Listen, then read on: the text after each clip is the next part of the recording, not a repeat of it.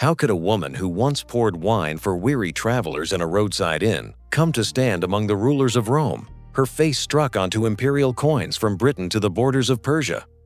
What could move a woman near the age of 80 to cross a hard and dangerous empire on a journey almost no one expected her to survive?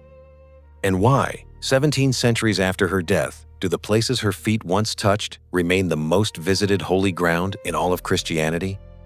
This is the story of Saint Helena, the mother of the first Christian emperor, a woman raised in obscurity who lived long enough to reshape the map of Christian devotion.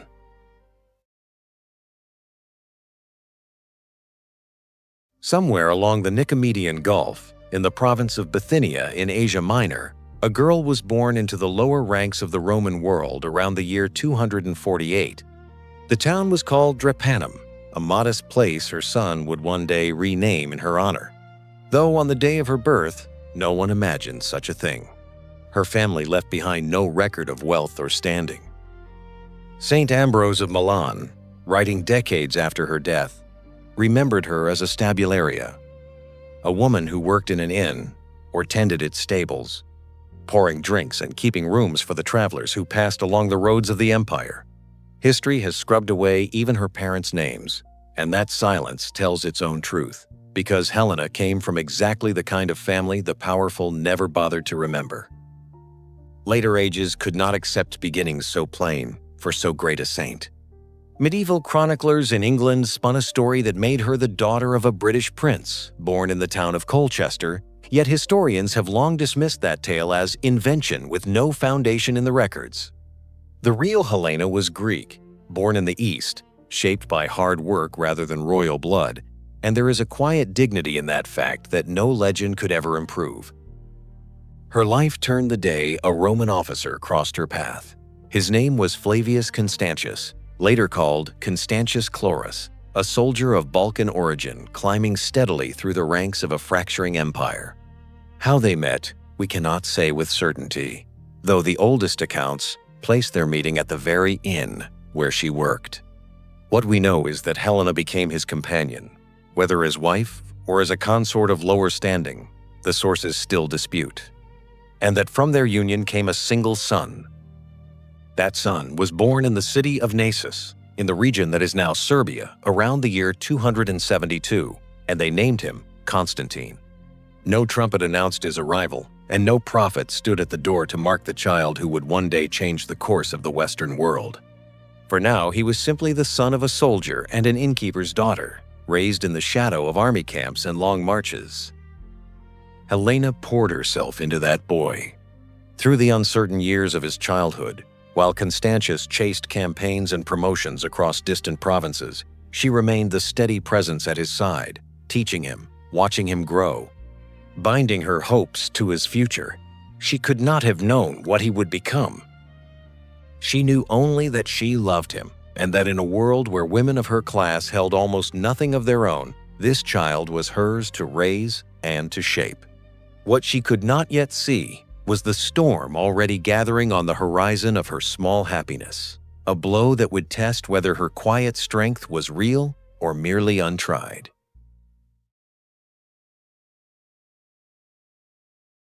Ambition has a way of demanding sacrifices, and in the Roman world of the 3rd century, a marriage was often the first thing a man traded for power.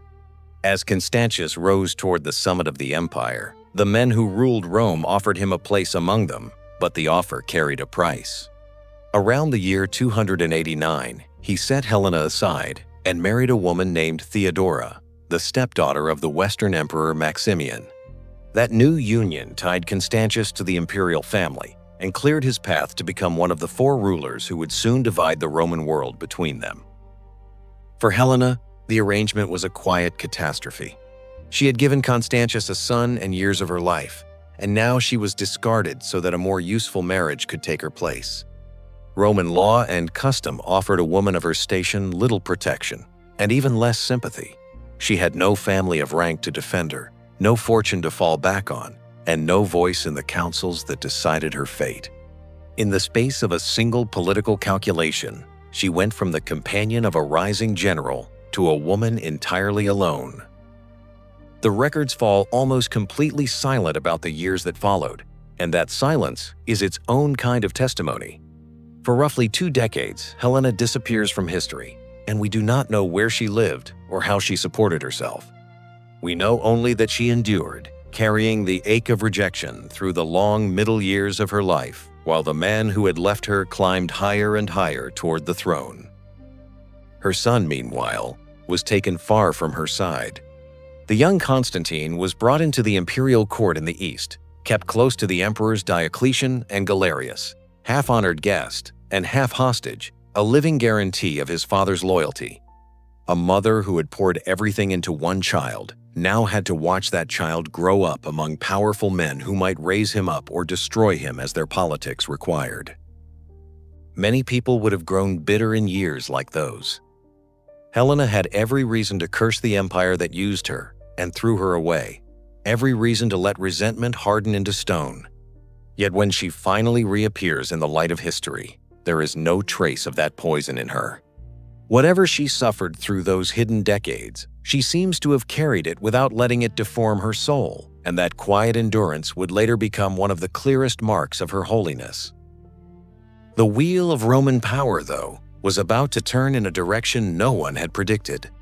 The father who abandoned her would die far away on the cold edge of Britain, and the son she had raised in obscurity would be standing beside him when it happened, so that everything Helena had lost was about to come back to her transformed.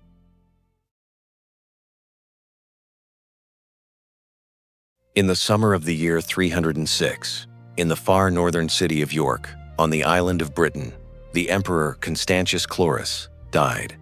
His son Constantine stood at the bedside, and within hours the soldiers of the army raised the young man on their shields and proclaimed him emperor. The innkeeper's son now wore the beginnings of a crown, and the long climb that followed would carry him through civil war, through the famous battle at the Milvian Bridge in the year 312, and toward mastery of the entire Roman world. As Constantine gathered power, he did not forget the mother who had raised him. He drew Helena out of her long obscurity and into the imperial court, restoring to her an honor she had never expected to see. Around the year 324, as his authority became complete, he granted her the title of Augusta, the highest dignity a woman of the empire could hold. Mints across the provinces struck coins bearing her name and her likeness: Flavia, Julia, Helena, Augusta, and the woman who had once served travelers at a roadside inn now gazed out from the very currency of Rome. The reversal was almost beyond belief, and yet the honor did not change the shape of her heart. Those who knew her described a woman who dressed simply, who moved through the palace without arrogance, and who spent the wealth suddenly at her command not on herself but on the poor, on prisoners, and on the churches of the growing Christian faith.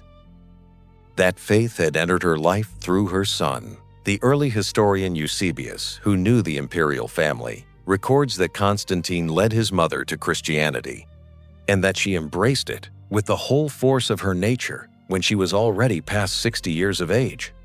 Whatever she had believed through her long hidden years, she now gave herself entirely to Christ, and she did so with the seriousness of someone who understood how little time remained to her. Old age did not slow her devotion, it sharpened it. She prayed among ordinary worshippers, stood through long services in plain garments, and treated the humblest believers as her equals before God. The empress, who could have commanded anything at all, chose instead to serve, and in that choice, the whole meaning of her later life began to take shape. She had received the purple robe of an empress near the end of her days, but her eyes were fixed on something the purple could never buy.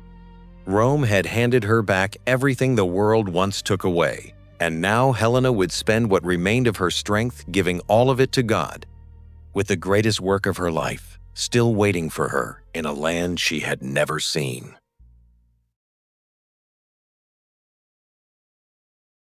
The years of Helena's greatest honor were darkened by a tragedy at the very center of the imperial family, and the shadow of it seems to have fallen across everything that came after. In the year 326, Constantine ordered the death of his own eldest son, Crispus, a gifted young commander who had once been the pride of the dynasty. Not long afterward, the emperor's wife, Fausta, also died, and the ancient sources agree that her death came at Constantine's command as well.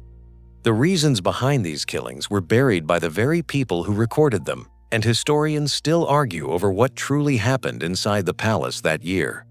What remains certain is that the household Helena loved was torn apart by blood, grief, and suspicion. For a grandmother who had already lost so much, the pain must have cut deep. Crispus was her grandson, a young man she had watched rise, and now he was gone by his own father's order. Saint Ambrose, looking back on this period, called what came next the pilgrimage of an anxious mother, and the phrase carries the full weight of everything the family had just endured. Whatever Helena felt in those bleak days, she turned her sorrow toward heaven rather than toward despair. And so, around the year 326, already close to 80 years old, Helena set out on the longest journey of her life. She would travel from the imperial court all the way to the province of Syria Palestina, to the land where Jesus had lived and died, a distance that would have exhausted a soldier half her age. Constantine gave her the full resources of the empire for the undertaking, opening the imperial treasury to her and placing the roads and officials of the East entirely at her service. The trip was no comfortable procession. The Roman world beyond the great cities was rough and often dangerous. The seas were unpredictable, and the body of an old woman is a fragile thing to carry across a continent. Helena pressed forward anyway, with a purpose that seemed to grow stronger the closer she came to the Holy Land. She was not traveling to escape her grief. She was traveling to lay it down at the places where God Himself had walked. As word of her coming spread ahead of her, the cities along her route received her with honor, and she used that attention not for her own glory, but for the good of others. She freed prisoners, gave openly to the poor, restored soldiers who had been condemned to the mines, and scattered generosity in every place she passed. The empress moved through the East like a woman settling her accounts with eternity, and the discoveries that would make her famous were still waiting ahead of her, hidden among the ruins and forgotten corners of Jerusalem.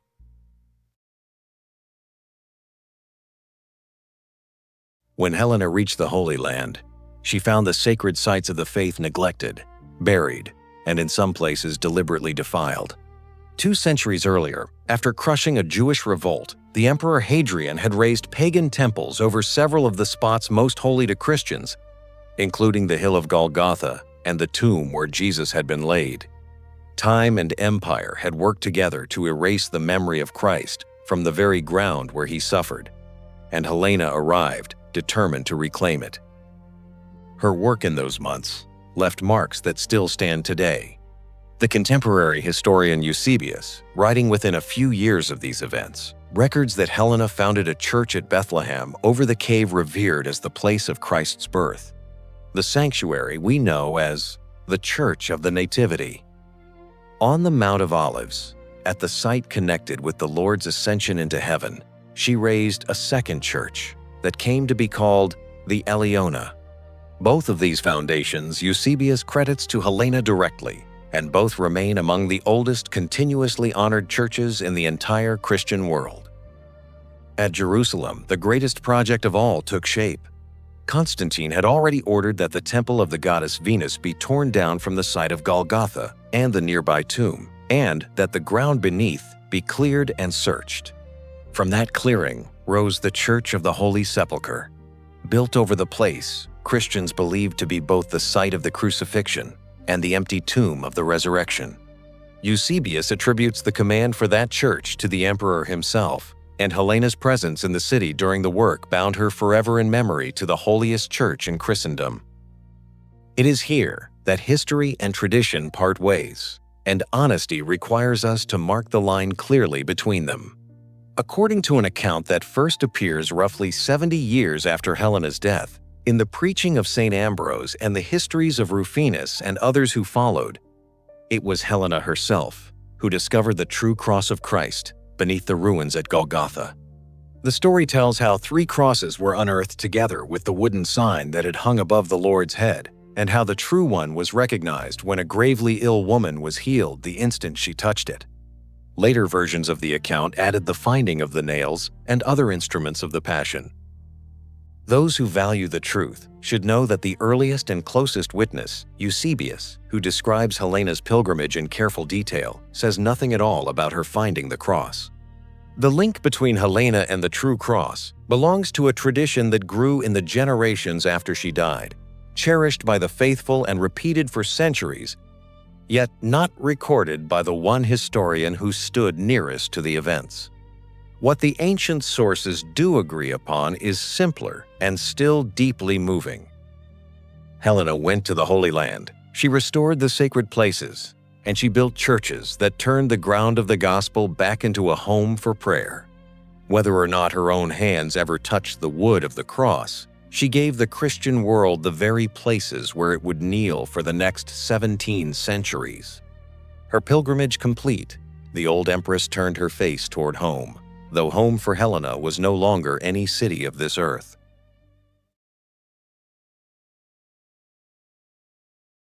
Not long after she returned from the East, Helena's long life drew to its close. The ancient sources tell us that she died in the presence of her son, the emperor, at her side as she had once stood beside his cradle, somewhere around the year 330 when she was near the age of 80. The coins bearing her name stopped being minted in that same period, a small and telling sign of the moment the empire lost its Augusta. Constantine buried his mother with the honor due to a queen. On the Via Labicana, outside the walls of Rome, in a mausoleum the emperor may first have intended for himself, Helena was laid to rest in a great coffin carved from red porphyry, the rare purple stone reserved for the imperial family alone. That sarcophagus survives to this day. In the year 1777, it was carried into the Vatican, and it now stands in the Pio Clementino Museum, its sides covered with scenes of Roman horsemen, a silent monument to the innkeeper's daughter, who ended her days as the mother of a Christian empire. Her memory spread faster than any decree could have arranged. Constantine renamed her birthplace Helenopolis, the city of Helena, so that the humble town where she had once served travelers would carry her name down through the ages. In Rome, the church now called Santa Croce in Jerusalem was raised to house the relics of the Passion associated with her pilgrimage, and pilgrims have venerated them in that place for more than 1,000 years. The church came to honor her as a saint in both the East and the West. Eastern Christians remember her together with her son on the 21st of May, naming the two of them equal to the apostles for the way they opened the empire to the gospel. In the West, her feast is kept on the 18th of August, the very day this story marks, set aside for the woman who bridged the world of Roman power and the world of Christian faith. What makes Helena a saint is not the crown she wore so briefly or the treasure she once commanded. It is the way she used them. Given wealth, she spent it on the poor. Given honor, she bent it back toward God. Given a short span of old age when most people would have chosen to rest, she crossed an empire to serve the memory of Christ. The girl the powerful never bothered to remember became the woman the whole church would never forget. And her sarcophagus of imperial purple holds the dust of someone who learned that the only greatness worth having is the kind you give away. Her body rests in Rome, but her truest monument stands in Bethlehem and on the Mount of Olives, and in Jerusalem, in the churches that still gather the faithful on the ground where God once walked. That is the strange arithmetic of holiness, where a woman, cast aside by an empire, becomes the one through whom that same empire finally finds its soul.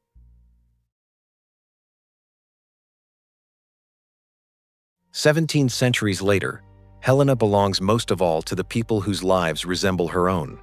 The Church names her the patroness of converts, of those who come to faith late and against the odds, because she herself found Christ only in old age after decades of hardship.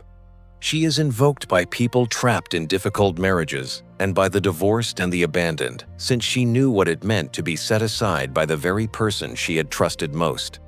Archaeologists claim her as their patron, and so do all who search for what has been lost or buried, for she is remembered as the woman who dug beneath the ruins to recover the sacred past.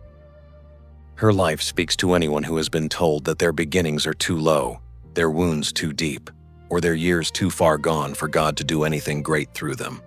Helena was a working woman with no name and no fortune. She was rejected, cast aside, and forgotten for the better part of her life. When at last the door swung open, she was already old, already scarred, already the sort of person the world quietly writes off. And that was exactly the moment her real work began. For every person who feels that their best chances lie behind them, Helena stands as living proof that God saves his most surprising assignments for the ones nobody expects. The innkeeper's daughter reminds us that no past is too humble and no age too late, that grace can reach into the poorest inn on the loneliest road and raise up a soul who will change the world. She poured drinks for strangers when she was young, and she poured out her whole self for Christ when she was old. Heaven remembered the second pouring, and so should we.